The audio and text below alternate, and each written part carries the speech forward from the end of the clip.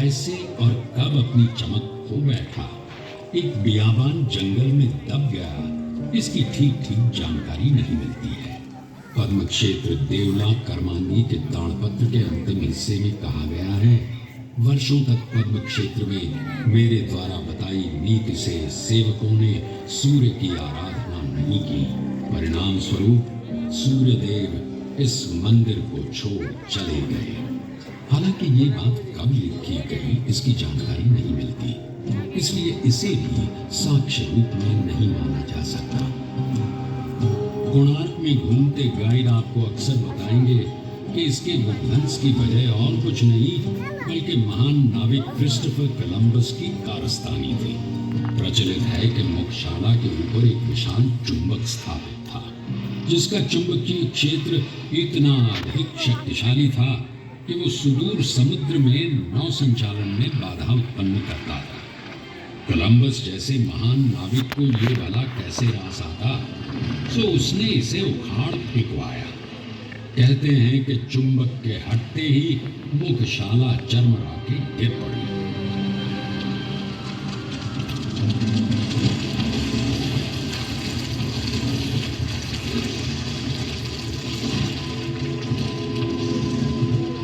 मगर सच तो ये है कि कोलंबस के कदम कभी ओडिशा की धरती पर नहीं पड़े। लगभग 150 वर्षों तक गुमनाम रहने के बाद 18वीं सदी के मध्य में इस पर नजर पड़ी महाराष्ट्र साम्राज्य के बाबा ब्रह्मचारी की। वे महाराजा वीर किशोर के अधिकारी शिव भट्ट साठे के गुरु थे। उन्होंने सर्वप्रथम इसकी साफ सफाई करवाई। फिर 1824 में एक अंग्रेज अफसर एंड्रू स्टर्लिंग ने इसका अध्ययन किया और इसके रेखा चित्र प्रकाशित किए। फिर क्या था, कोणार्क का ये सूर्य मंदिर पुनः अंधकार से प्रकाश में आ गया। इसकी अद्भुत कला अपनी क्षतिग्रस्त अवस्था में भी अचंभित कर जाती है।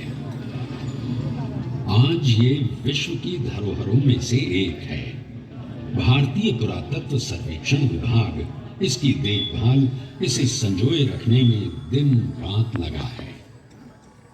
कोणार्क सत्य है, जीवन का सत्य, शिल्पी की कठोर साधना का सत्य, उत्कलीय और भारतीय संस्कृति का महान सत्य है, जो कई कथाओं को अपने में समेटे है।